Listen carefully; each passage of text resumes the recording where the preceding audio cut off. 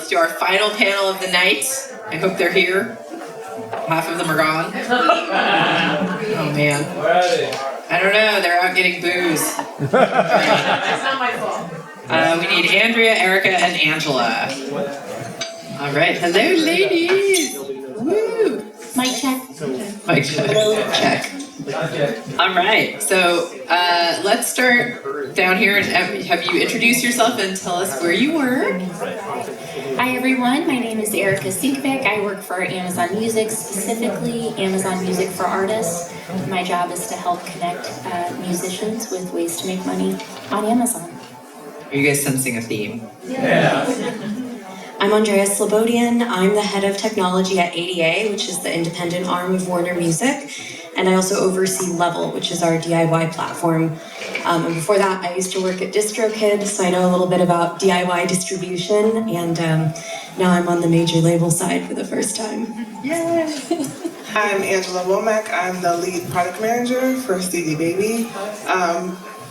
What I do is kind of complicated. It's very back end. I take business requirements or updates, features, make them digestible for the development team to build them and update the website and keep the website going. Awesome. Woo.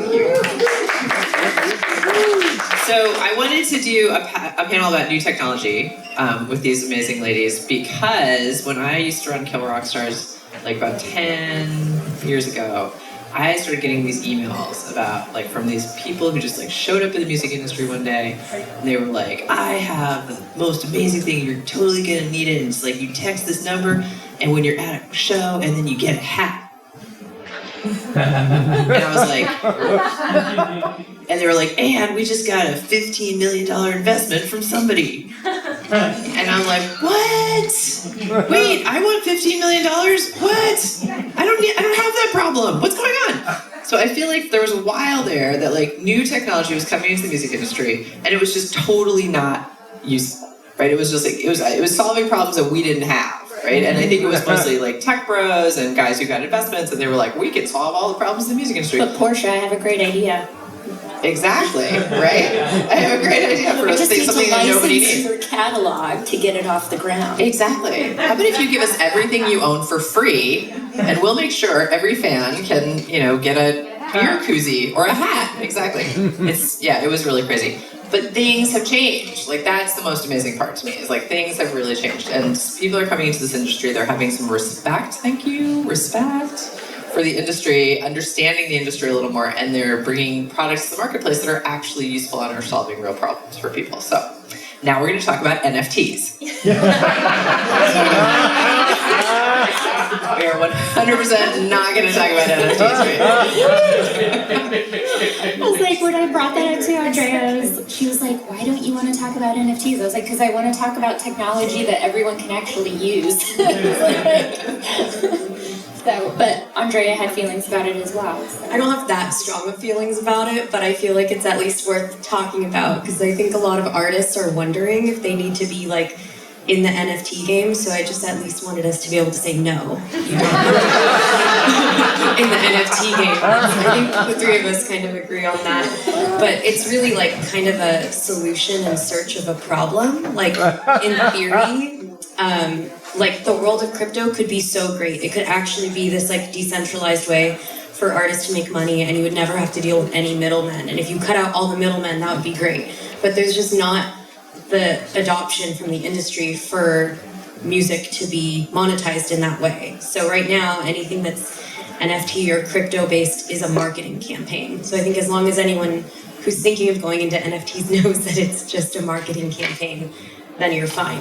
But it's not really more than that. It doesn't really solve problems for people yet. How long have we been talking about blockchain? Oh my God, don't get me started on blockchain. That is really a bad topic. Bad topic for me. Because I'm the one who always says the thing about blockchain is it's a great idea, it sounds really cool, and if it worked, it would be amazing. However, have you ever tried to get an artist to update their mailing address? Oh shit! End of blockchain. I'm hey, when we can fix that problem, we'll be golden. We'll do all the blockchain you want. how hard is it for Sound Exchange and the MLC to pay people? Exactly. You know what I'm saying?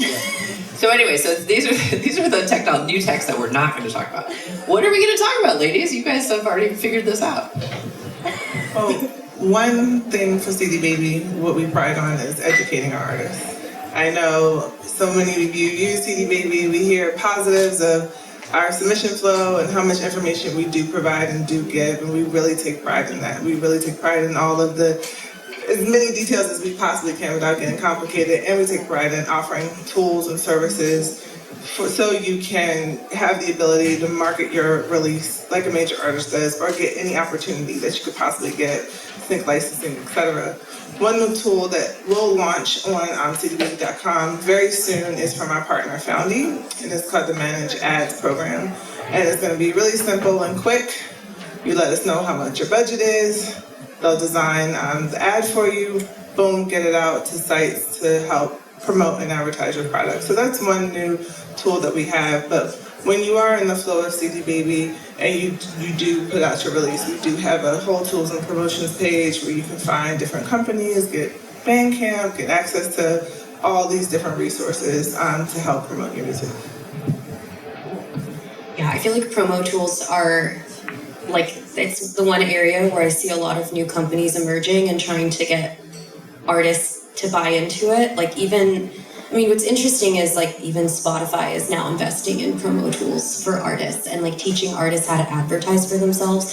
So it's like almost a given that music today, if you just put it out into the world, it's not enough to get the types of plays and the types of traction that you need. Like you also have to have a promotional strategy. And I think that was one of the biggest things I realized going from like DistroKid, which is completely DIY. There was almost no promotional support for artists. There were like fun little gimmicky things. I don't know if anyone has used like any of the DistroKid like video generators, but those didn't really like push the needle for artists. And then compared to like ADA, where we actually do services and marketing as well, that's where I really realized how much money goes into figuring out marketing campaigns for releases. Like there's just like that, the idea of like getting viral organic growth as an artist without having some type of like video platform or some like viral TikTok or some becoming like a meme is just really hard.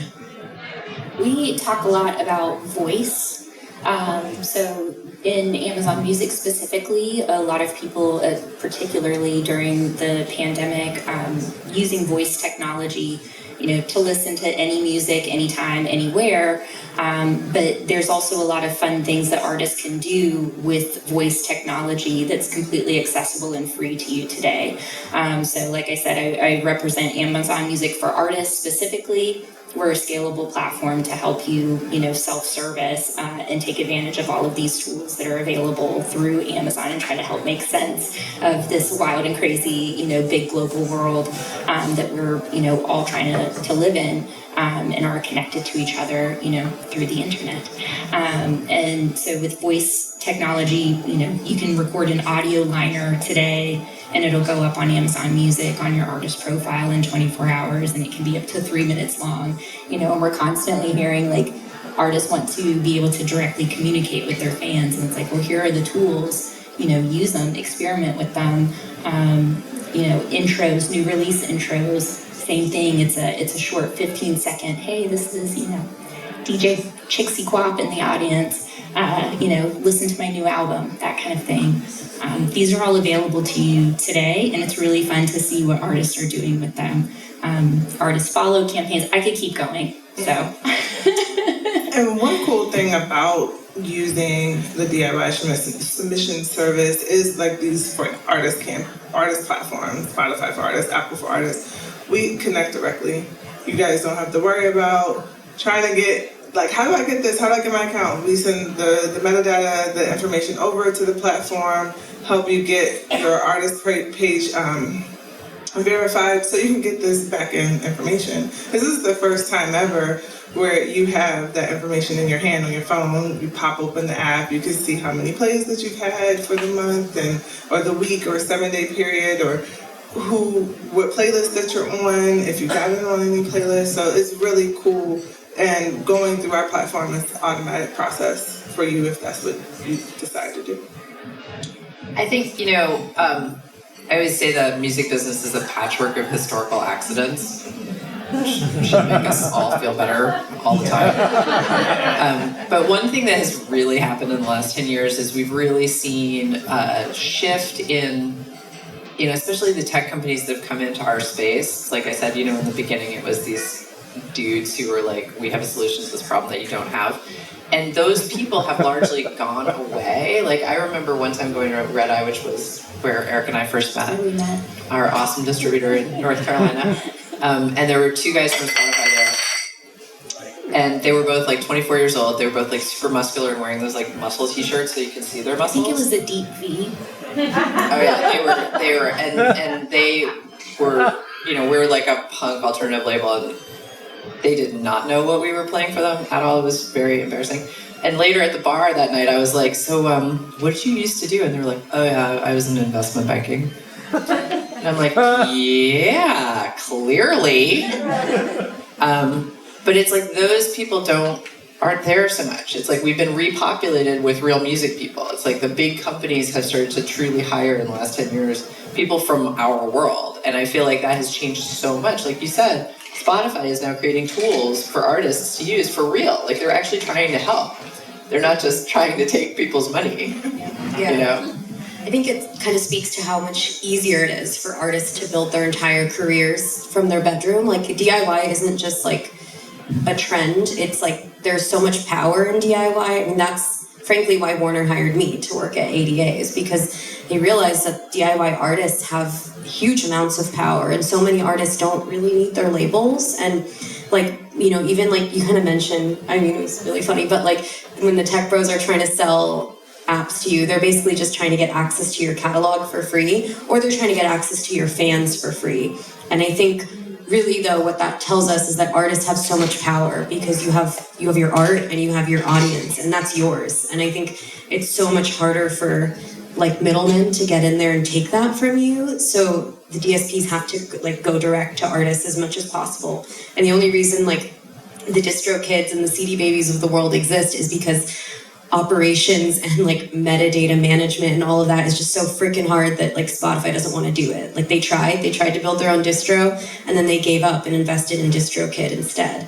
And then when fraud became a really big problem, they tried to solve it on their own, and then they also gave up and came to DistroKid and asked us to solve it for them. So I think a lot of what distribution is doing now is kind of like the grunt work of getting music out into the world and managing metadata, but it's really artists who like are holding on to all the power right now. So it's a nice time in technology for artists. And it's also like I like this whole trajectory of this conversation, because it's like we are seeing so many different options popping up in the marketplace, and also things that are right for you as an artist today that maybe are not right for you in 5 years, or it's like you're going to have a career arc, because we're seeing like a lot of major label artists getting done with their contracts and then taking their rights back and then going DIY, going to a CD Baby or a DistroKid or an ADA or somewhere else, and going direct, because they've found that they can make the most money doing that, Yeah. And I like the theme that we've all talked about all night. It's like, unfortunately, artists, you're the creator and you're a creative. And then without the label, and now you have all of this work to do. You have to manage your social media. You have to organize your liner notes. You have to do all of this work that at a label, you had a team to do it for you, and you just had to go in, create, and come out. And, platforms like CD Baby, we try our hardest to have the submission flow where, these are all questions, and I know it could be like daunting, but it's important. It's very important to keep this information. You're now your company. You're now your label. You have to, and we're helping you manage that, and we're helping you keep it together. And we talked briefly about ISRCs, and we were laughing in the back because that's one thing I wanted to champion during this conversation. Please. We were all talking in like our prep conversation like about how important managing and maintaining and like the accuracy, and like when we say maintaining, we mean like every time the same recording is used, you maintain that ISRC no matter how many times you use that recording on different albums, different releases, whatever. Make sure it's consistent. That's what we mean by maintaining. And there's so many platforms that you can have your music played and earn music from. I always tell artists that are friends of mine, your ISRC is like your social security number. Everything you do, you're gonna use your social security number, so you have to remember it.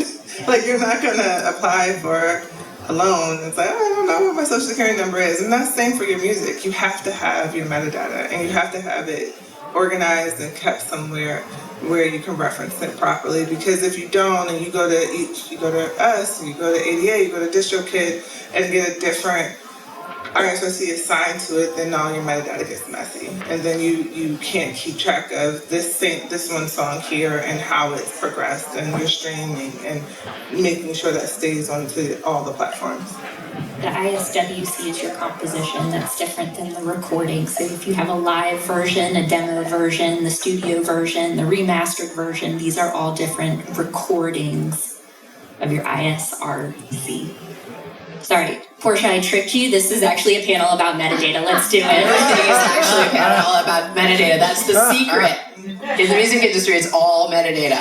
The first job I had in the music industry, and this is where I met Portia, was digitizing the entire Kill Rock Stars catalog and delivering it to every DSP. So ask me anything about that catalog. I can tell you to make cuts.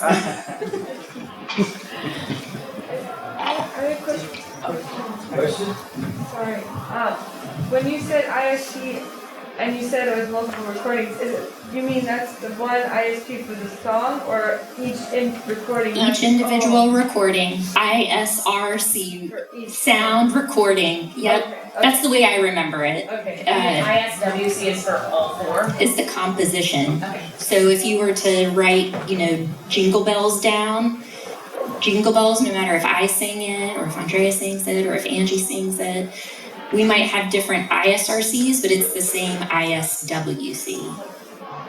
And I recently heard an artist talk about how he did a deep dive into his own catalog and went through all the services and went through the MLC and the Sound Exchange, databases to make sure that everything was correct. And he said it took him like over a month to do it, but that he actually increased his income by over 70% by doing that, which is, I know that that's asking a lot of people, but that is a lot of money that was not being Here's a properly. fun fact for you. Queen, the band, has a database developer as their one and only full-time staff member because this person's full-time job is to manage their metadata and make sure that they're getting paid on everything. That's how important it is.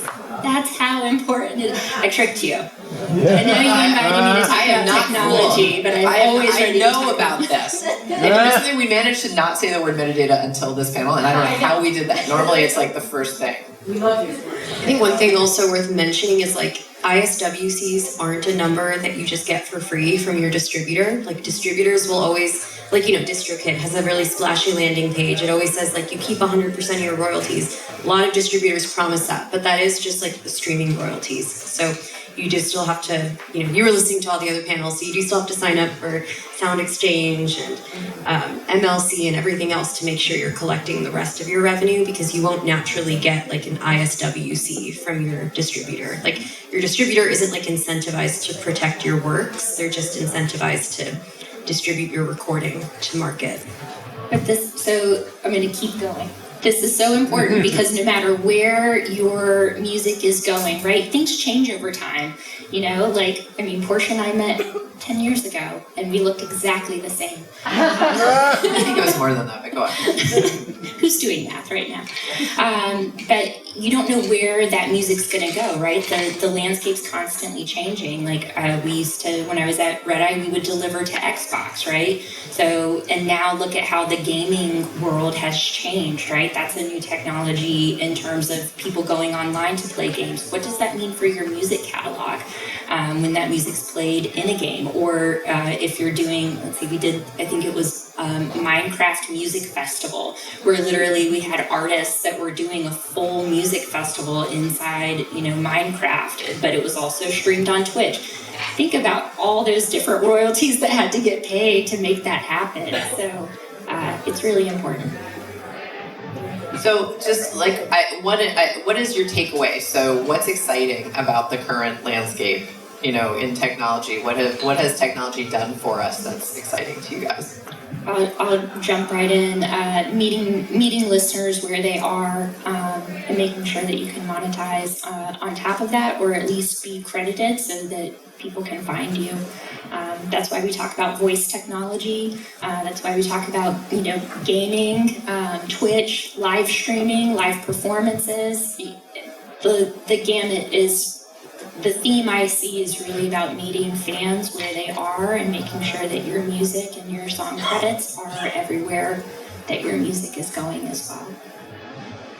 I think not to be the person that wants to talk about crypto and buzzwords, but I do it. No, I was gonna say metaverse and then vomit a little, but I do think it's important to realize the way technology is changing is that we're getting older, audiences are staying the same age, but the audiences that are very lucrative and can really create virality and extreme fandom for artists, audiences that are highly valued, are more and more online. And so more and more of our world is moving into Web3, which is to say they're not just scrolling Facebook all day or using different apps that are all still kind of connected by links and URLs and that ultimately funnel into traditional streaming services. But more and more what's happening is people are moving into virtual spaces. People are spending time in video games with their friends, and they're not always the way that music is being streamed while you're gaming is usually through some bot on Discord that may or may not be using a proper license. But more and more, the music industry is kind of getting its tendrils into this metaverse. Warner has invested a ton of resources into making deals with a lot of metaverse companies like Roblox and getting into Minecraft and trying to have concerts in Fortnite. And so we are seeing this becoming more and more of a formalized thing. And I think you're even seeing the format of music changing as a result. One really big push that we're seeing from Apple Music is spatial audio. So immersive audio, which is really, really expensive and difficult to get your music mastered for spatial audio right now. If you're an ADA client, you can have access to some of our studios that we license through Warner and have them master your music for spatial audio. But I would never pay that personally for my own music. It's cost prohibitive. So I don't think that's super accessible to a lot of people yet. And yet there are more and more kind of DIY spatial audio mastering services out there if you wanted to dabble in that. So even though Apple is promoting it and some people have the fancy AirPods that let you listen to it and you can hear it in Teslas, it's not this super adopted technology, but it is indicative of everyone is investing big in VR, and spatial audio is how music is going to be listened to in VR. So if you kind of look at where the big tech companies are investing, they're all investing in this idea of virtual place. If you look at where the youngest audiences are spending the majority of their time and their attention span, it's in virtual places where music is streamed through games or Discord. And then if you look at the way audio is changing, it's more and more attuned to these virtual places. So even if you're not ready to get all of your audio remastered in immersive formats yet, it's still good to kind of be aware of that and know that it's coming.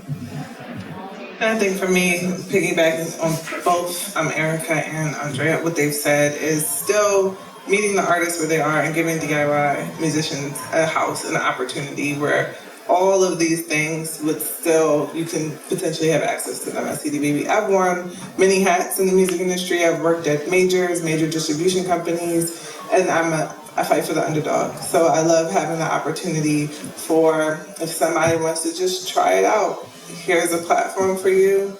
I said, $4.99 right now, lowest price ever. Any album or single. And you still have access. Not only will we help you go through the distribution process, will we educate you, but you will have access to all the current tools, all the the up and coming companies, all in one platform. So that's what I love about working at CD Baby as well, and the future. Questions? I kind of want to get in on this metadata conversation, Yeah, but maybe girl. in a less dry way. So like, it's super important. I'm a software engineer. It's super important to get your metadata in control. Super important. But one thing that like isn't really metadata that I see screwed up a lot is your band name. Pick a band name and stick with it. If you're using the word the in front, always do or always don't. If you're using and, always do or always use an ampersand. If you're like a musician with a band, so-and-so and the whatever, pick a name, stick with it. You'd be amazed. So if you don't know me, I'm Liz. I make Near Here. It's for integrate with Spotify to do music discovery for shows. I take event listings, integrate with Spotify. You can listen to the bands, find your new favorite band, whatever. But half the problems I have to manually fix are your band name that you told the venue don't match your band name on Spotify. And I would bet if that's the case, it doesn't match your band name on Apple Music, doesn't match your band name on Amazon Music. Pick a name and stick with it. I'm gonna plus one more. Well, one thing that we do at CD Baby is we do what they call artist separation. So if you do, it happens all the time. So if you do have an account and you submit your band name 14 different ways, when we are setting up for the artist for music channels through the various partners, we do work with that. We do give you a list to show you, hey, is this your name or is this your name or is this your name? And then we try to help merge those accounts for you. Yeah, and I mean, at Kill Rockstars, I mean, our biggest artist is Elliott Smith, and there's a million ways you can spell Elliott Smith, and they do, people do, and then you have to go chase all of these ELIOTT, you know. Question. So I do actually have this problem where I have a record under my own name, a record under my band name. I'm also curious. One of my records was on streaming services, and then I maybe decided 5 years ago that I didn't need to keep paying to keep that record out there, and so it's been taken down. So what happens with the ISRCs like if I want to put it back? They're the same ISRCs. Okay. As long as it's the same recording, Yeah. then it's still the same product. That's good to know. I say product. Terribly frightening about that. Oh no, you need to go to whoever distributed that music at the ISRC. As long as it's the same recording, you can associate that with your new distributor. It's never too late. Hi, thanks so much for that. Super interesting. I had a conversation with French PR of SACEM in LA a few years back.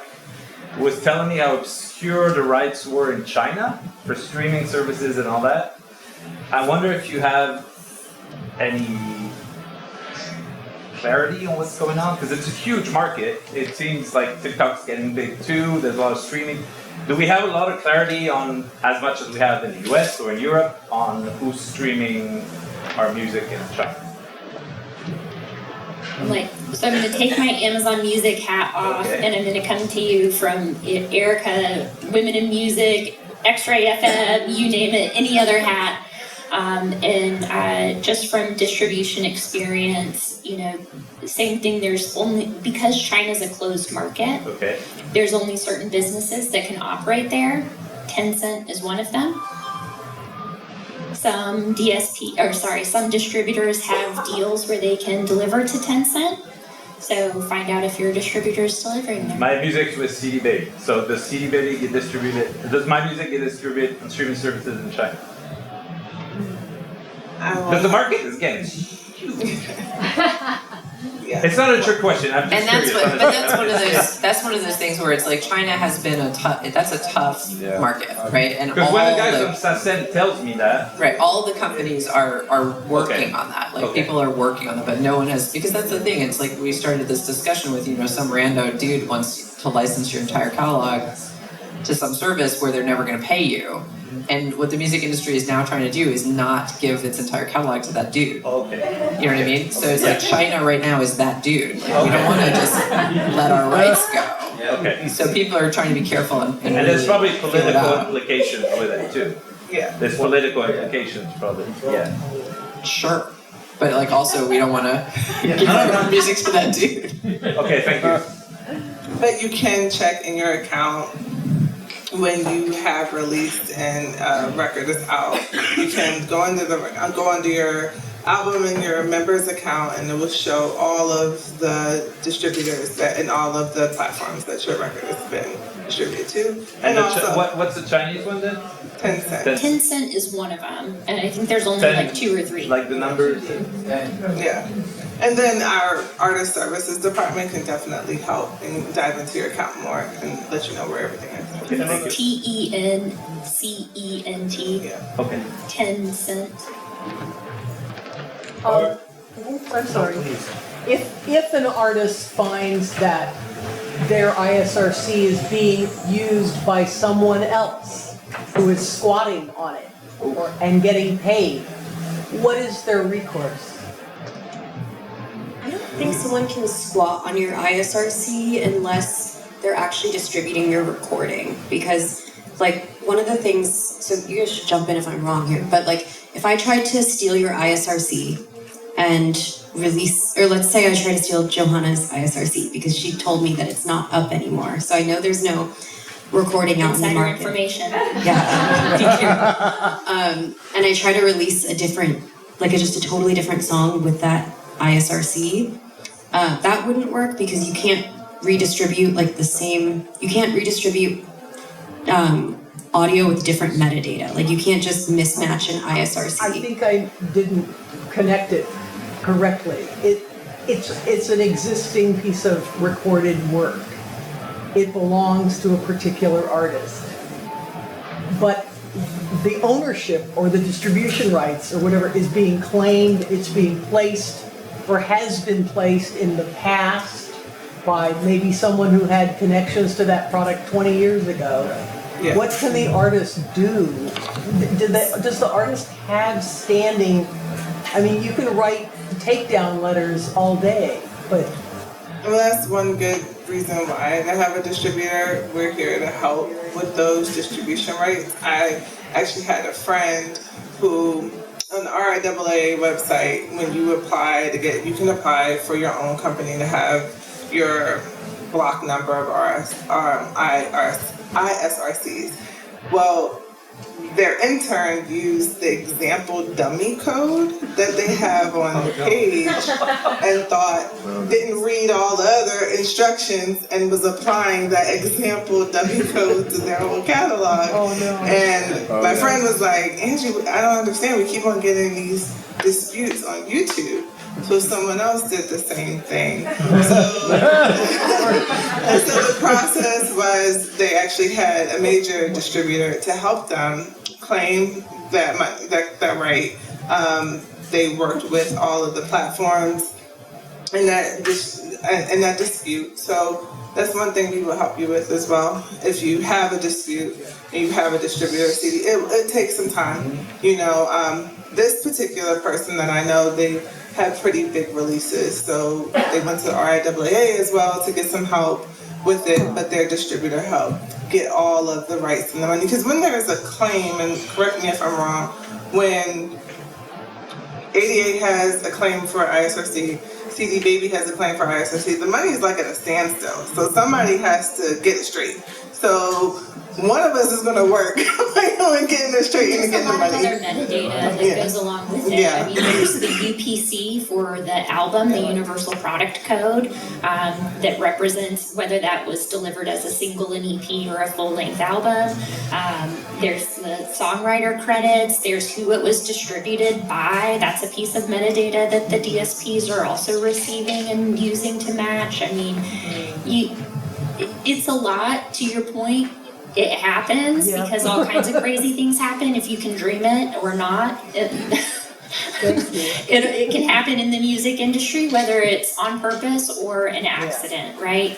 And so that's why managing all of this metadata is so important, and making sure that you're registered in all the right places. It is still work. That was one thing that we talked about, as well as like, even though there's all this great technology out there, and we're really curious to see how it continues to be used and expanded in ways to help collect the right royalties and pay them to the right artists, You know, what about fraud? What about managing bad actors? What about, you know, all the work that you guys still have to do to make sure that you're registering, not just with Sound Exchange and the MLC, but then talking about neighboring rights. We didn't even talk about neighboring rights today. Like, I see Allison in the back and I'm like, yeah, you know what I'm talking about.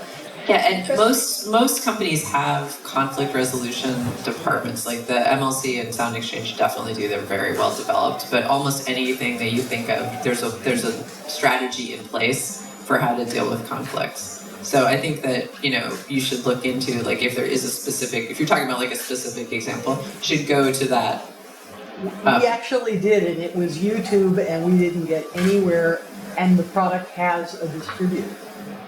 And the product has a distributor. Yes.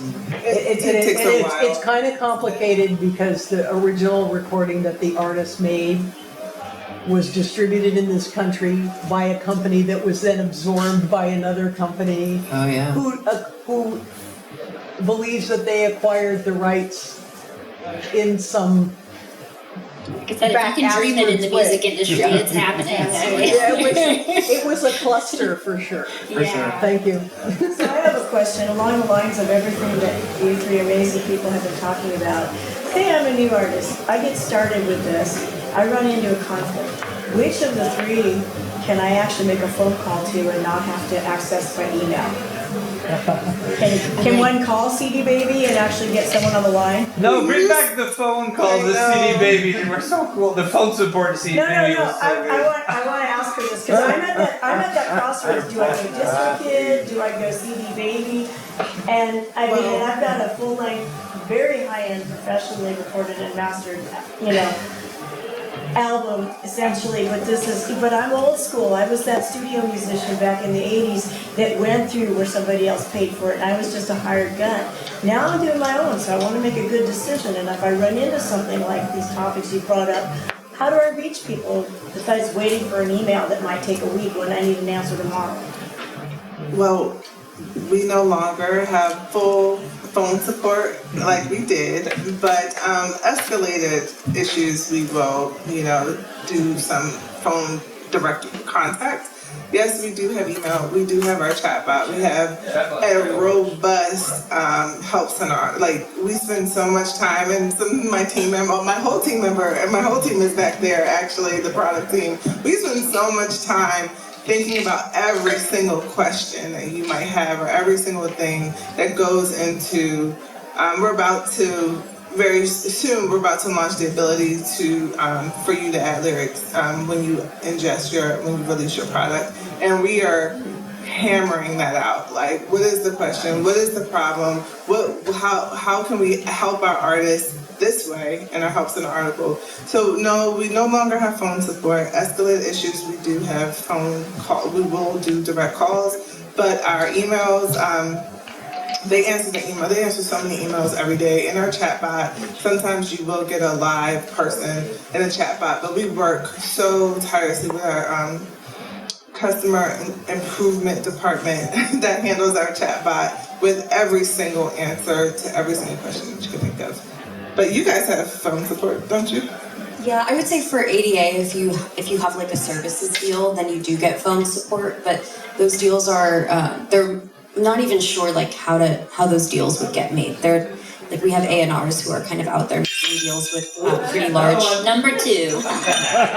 Also tough. But yeah, so if you have a deal with a services company like ADA, then you can get phone support. But for like our DIY, which is called Level, it's not scalable to offer phone support. Even at DistroKid, phone support was never even close to being on the roadmap. The best they could do is email. Right. But I will say, like, I think a lot of distributors, like, I know it feels like sending an email, like you're going to be waiting a week, but at DistroKid, it was like a 24-hour turnaround for resolution. I'm going to guess CD Baby's probably similar.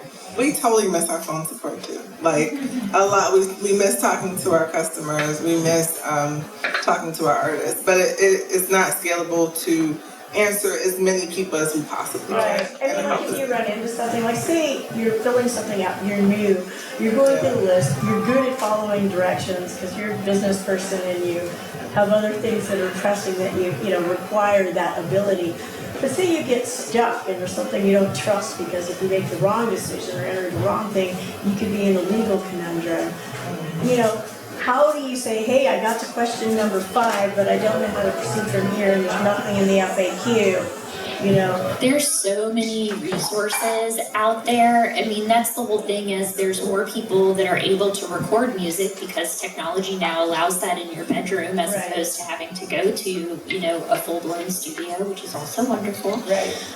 But, you know, we're talking about scale, right? And music in the market has scaled because technology has allowed it, right?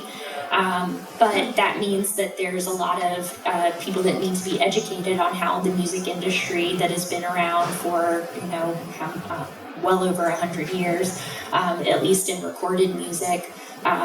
Definitely longer than that prior to recorded music, but you know, there's a lot of people that now need to be brought up to speed to how this all works and what it all means, and that's why there's all of these resources. The DIY distros, I mean, I point to them as a resource for artists because they're already doing it. They're putting the education out there. They're deep diving. I mean, search their blogs. It is fantastic information. Most of them have YouTube channels, TikToks, grams, you know, all of the things that they're managing to put the information out there for you. Like, use it.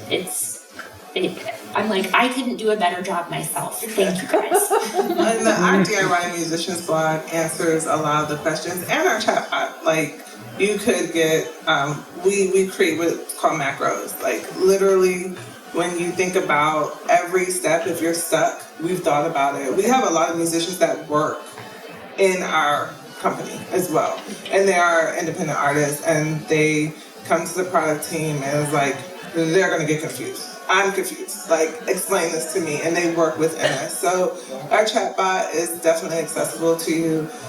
We do have people that manage the chatbot outside of just the automatic questions. The DIY musicians blog, our FAQs are really detailed, and if it's escalated, someone will reach back out. Kevin's podcast is great too. Yeah, thank you. Yes. CD Baby podcast. All right, you guys, I think we've reached the end. Thank you so much, panel. You guys have been amazing.